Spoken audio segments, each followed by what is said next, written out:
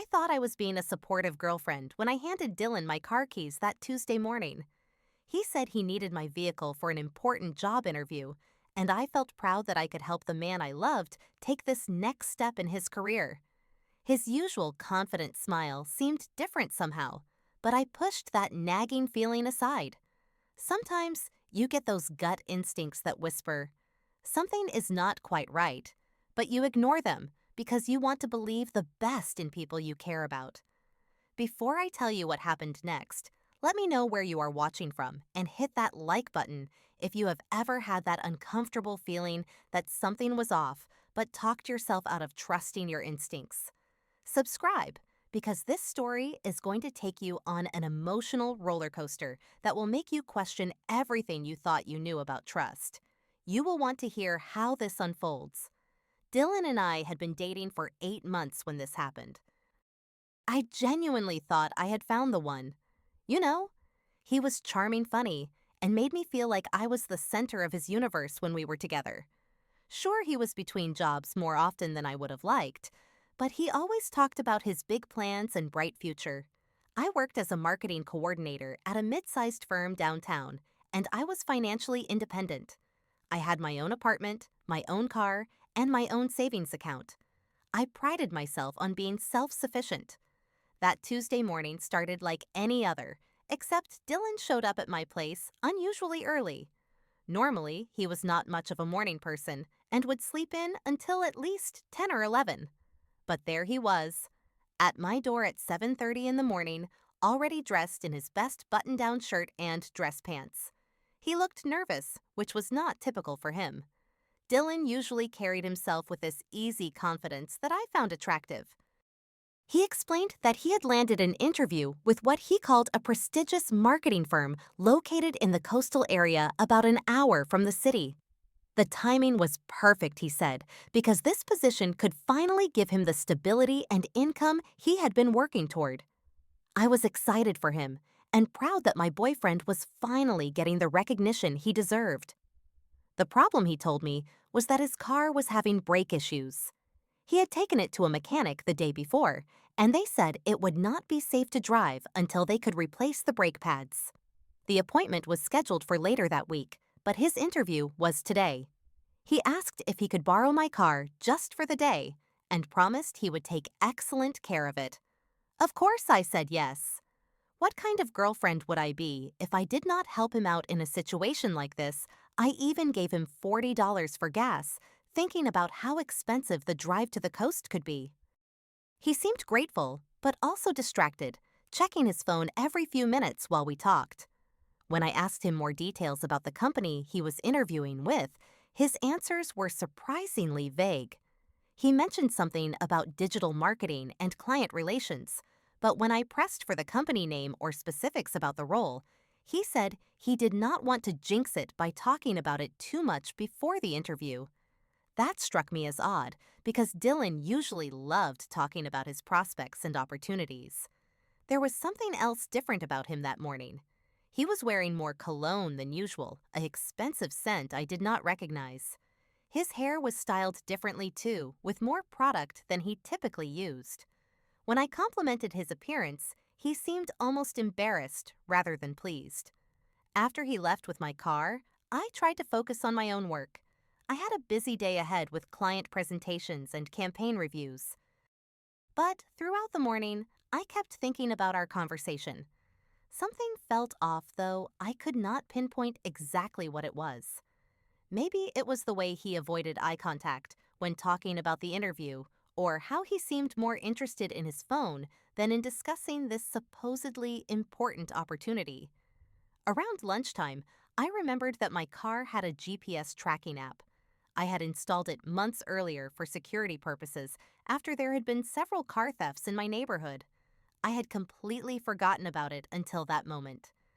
Curiosity got the better of me, and I opened the app on my phone to see where Dylan was.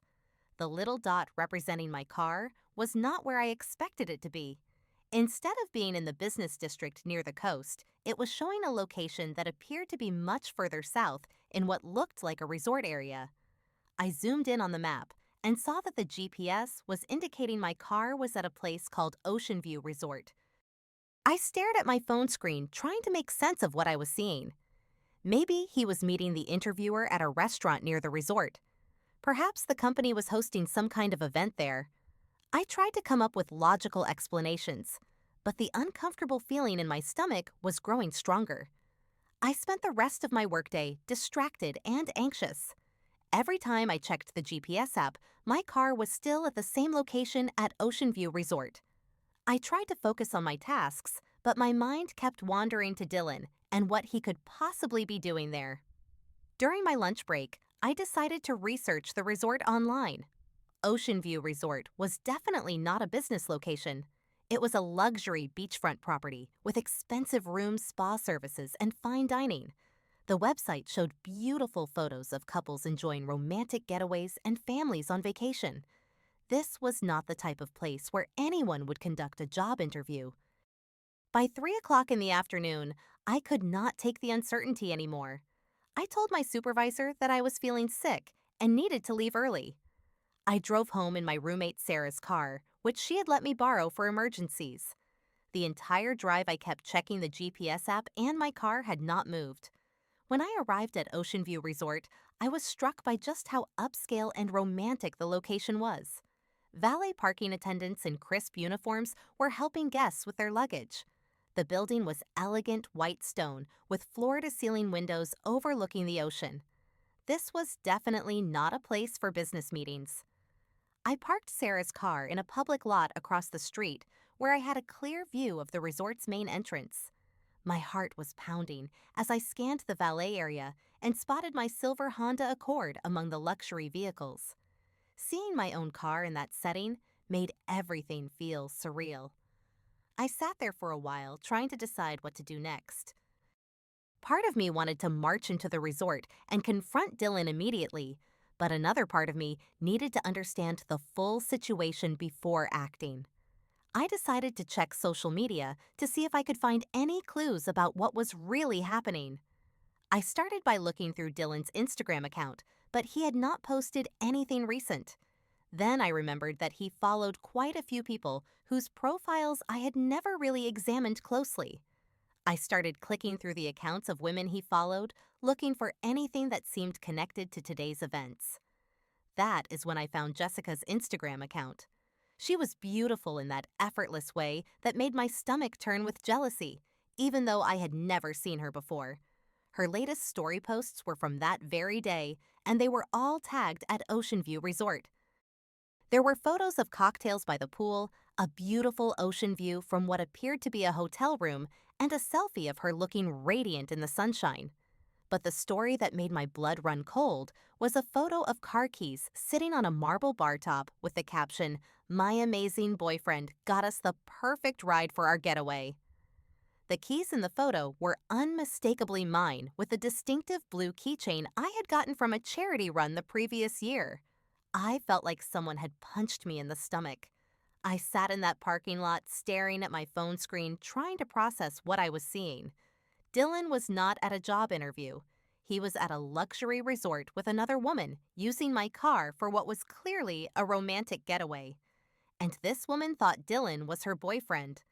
The betrayal hit me in waves. First was the shock of realizing that Dylan had lied to me completely about where he was going and why. Then came the humiliation of understanding that he was with someone else, someone who seemed to believe she was in a relationship with him. Finally, there was the anger at realizing he had used my generosity and my car to facilitate this deception. I scrolled through more of Jessica's stories and found additional details that made the situation even worse. She had posted a photo of their lunch with the caption, "Best boyfriend ever surprised me with this perfect day." There were pictures of them together on the beach, Dylan's arm around her waist, both of them looking happy and relaxed. The evidence was overwhelming and devastating. I had been completely played. While I thought I was helping my boyfriend pursue a career opportunity, he was actually using my resources to romance another woman who apparently had no idea I existed. I spent at least 20 minutes sitting in that car crying and trying to figure out what to do next. My first instinct was to call him and scream, but something held me back. Maybe it was pride, or maybe it was a desire to understand the full extent of his deception before confronting him. Either way, I knew I needed more information before I acted. After composing myself as much as possible, I decided I needed to see this situation with my own eyes. I could not just drive away without knowing the complete truth. I walked across the street and entered the resort lobby, trying to look like I belonged there. The interior was even more impressive than the exterior. The lobby had soaring ceilings, elegant furniture, and floor-to-ceiling windows that provided a stunning view of the ocean. There was a bar area that opened onto an outdoor terrace where guests could enjoy drinks while watching the sunset. It was exactly the kind of place Dylan had never been able to afford on his own. I ordered a glass of wine at the bar and positioned myself at a table where I could observe the other guests without being too obvious about it. The bartender was friendly and professional, treating me like any other guest enjoying a relaxing afternoon drink. It did not take long for me to spot them. Dylan and Jessica were sitting at an intimate table for two on the outdoor terrace, close enough that I could hear parts of their conversation when other guests were not talking loudly. Jessica was even more beautiful in person, wearing a designer sundress and expensive-looking jewelry. Dylan looked completely different than he did when he was with me. He was animated, charming, and attentive in a way that made my heart ache with recognition and betrayal. They were clearly comfortable with each other, sharing food and laughing at each other's jokes. Dylan kept reaching across the table to touch Jessica's hand, and she responded with the kind of smile I thought he reserved for me. They looked like a couple who had been together for months, not like someone Dylan had just met. I watched them for about 30 minutes, trying to piece together their dynamic. They talked about their day at the beach, made plans for dinner, and discussed how perfect their room was. Jessica mentioned something about extending their stay an extra night if possible, and Dylan readily agreed. They were clearly planning to spend the night together at this expensive resort. The conversation I overheard next changed everything and became the catalyst for what happened afterward. They had been drinking for a while, and their voices had gotten louder and more careless. Dylan was clearly feeling confident and relaxed, probably thinking he was completely safe from being discovered. Jessica asked Dylan something about his ex-girlfriend, and his response made my blood freeze in my veins. He said, "My ex is so pathetic and desperate, she would give me her organs if I asked. Some people are just born to be used." Jessica giggled and said, "You are so bad, does she really think you love her?" Dylan laughed and replied, "She is too stupid to realize I have been using her credit cards for our dates, even used her miles for this trip." I sat perfectly still, barely breathing, as I listened to the man I loved describe me in terms that made me feel physically sick. But he was not done yet. Dylan pulled out his phone and said, "Watch, I will text her right now for more money, and she will send it." He started typing on his phone, and within seconds, my own phone buzzed with a text message asking if I could send him some cash for gas to get home from his interview. Jessica found this absolutely hilarious. She said, "You are terrible. She really has no idea." Dylan shook his head and said, "None at all. I have been planning this trip for weeks, using her credit card to book the room and her airline miles for the transportation costs. She thinks I am broke and struggling, so she never questions the charges. She is so eager to help and support me that she never looks too closely at anything." They continued talking about me like I was some kind of joke they shared. Dylan described specific instances where he had manipulated me into paying for things, including expensive dinners that I thought we were splitting, but that he had charged entirely to my credit card. He talked about how easy it was to get me to lend him money or use my resources because I trusted him completely. Jessica asked if he felt bad about deceiving me, and Dylan said he did not, because some people were just meant to be taken advantage of. He said I was too naive and trusting for my own good, and if it was not him using me, it would just be someone else eventually. The conversation lasted for at least 10 more minutes, with Dylan providing increasingly detailed examples of how he had been using my financial resources and emotional generosity to fund his lifestyle and his relationship with Jessica. I learned that this was not their first trip together, just their first time using my car and my money so blatantly. Throughout this devastating conversation, I had been discreetly recording everything on my phone. I kept the device hidden under my purse on the table, but the audio was clear enough to capture every word of Dylan's admissions. My hands were shaking, but I managed to keep the recording going for the entire conversation. When Dylan sent me that text asking for money, I responded exactly as he predicted I would. I texted back sweetly, saying, of course I would send him money for gas, and asking how his interview had gone. I even added that I was proud of him and could not wait to hear all about it when he got home.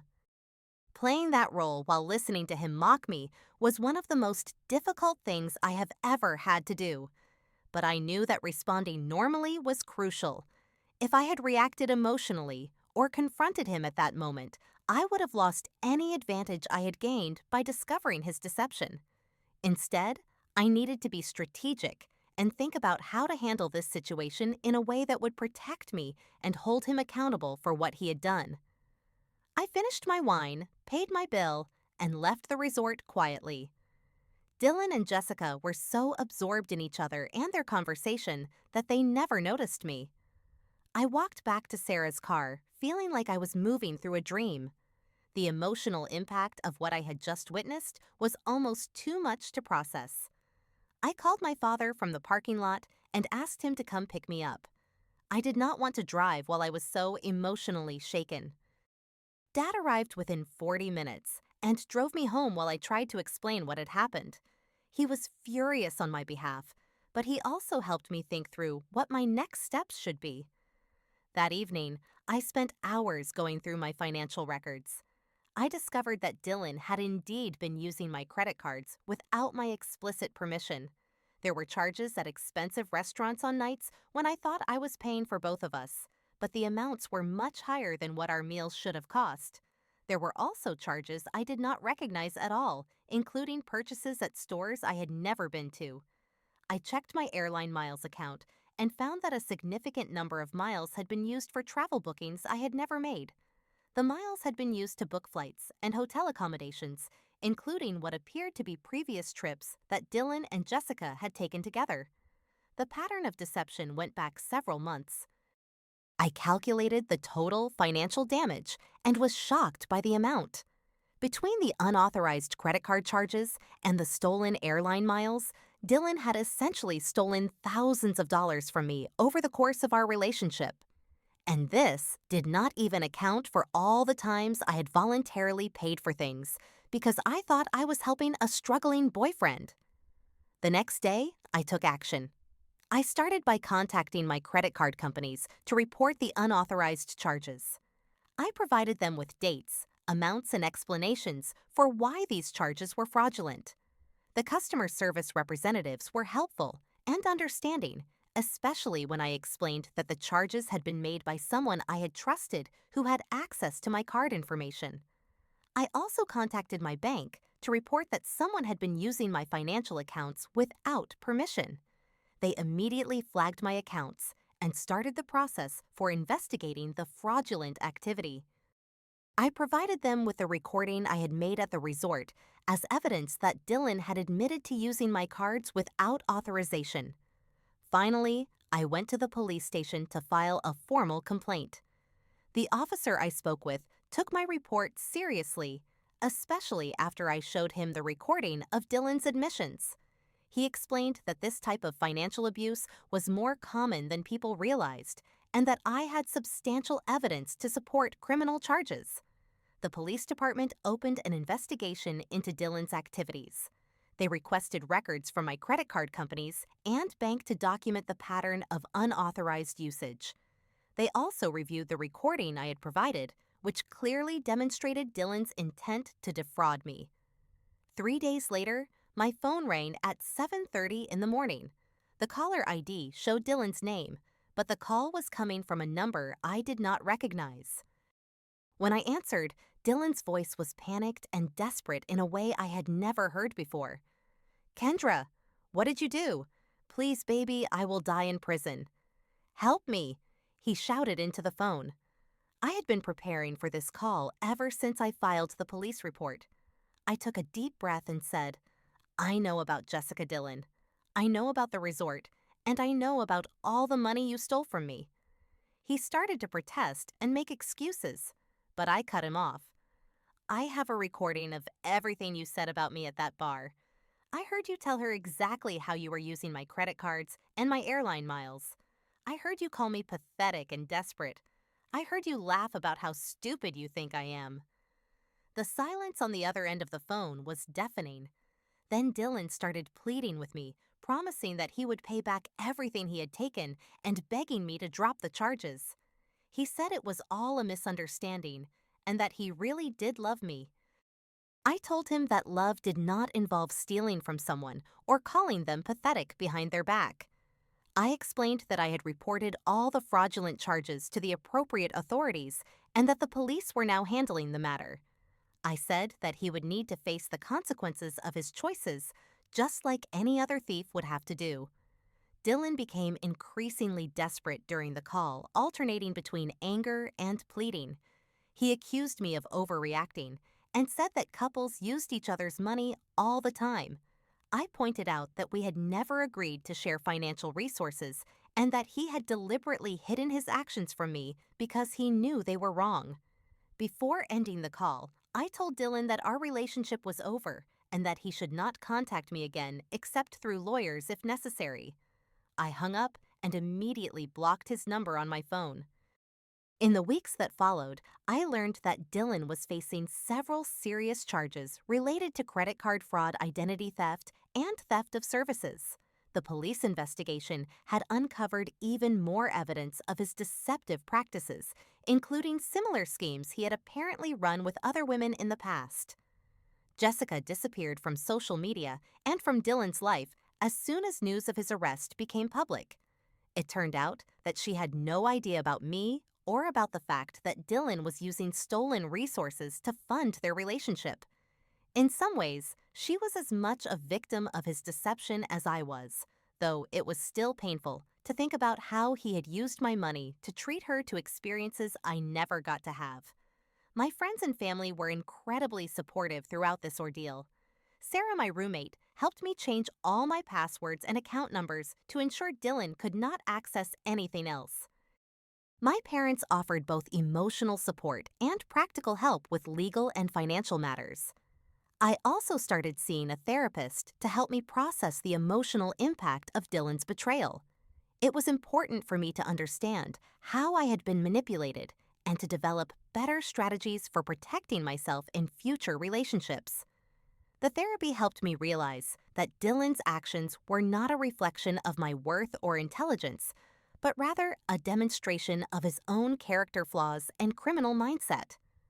The hardest part of the healing process was letting go of the version of Dylan I thought I knew. I had to accept that the charming, affectionate boyfriend I thought I was dating had been largely a performance designed to manipulate me.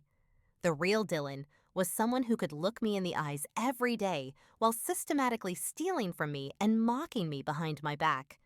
But as the weeks passed, I began to feel stronger and more confident than I had in months.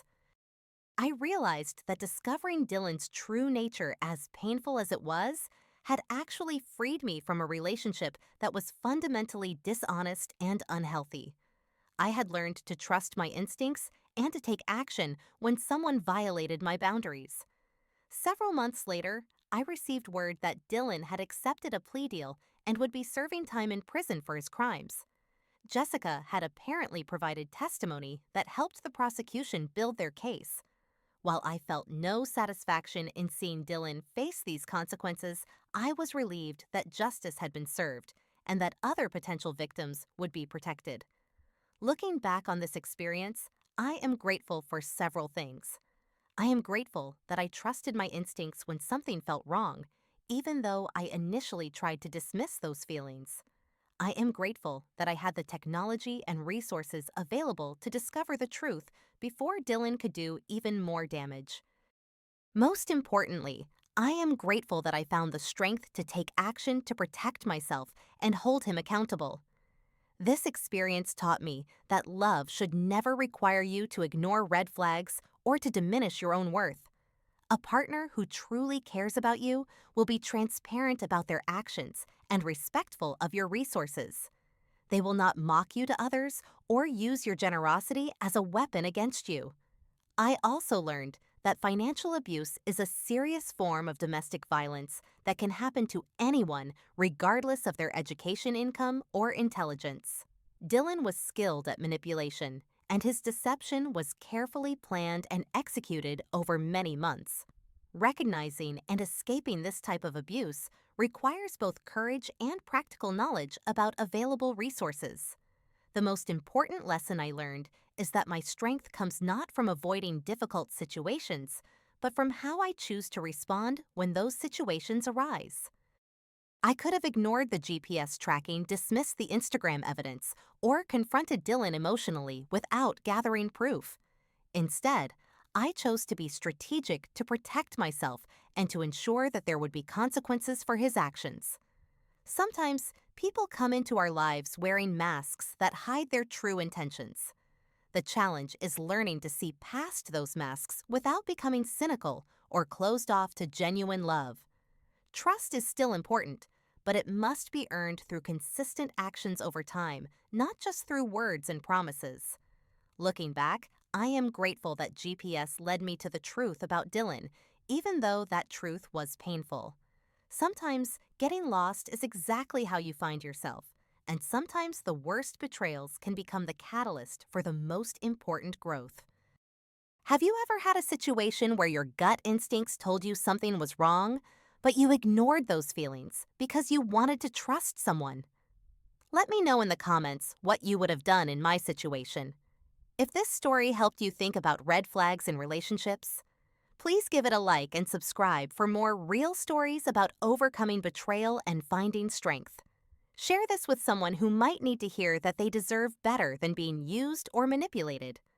Thank you for listening to my story, and remember that you are stronger than you think and worthy of genuine love and respect.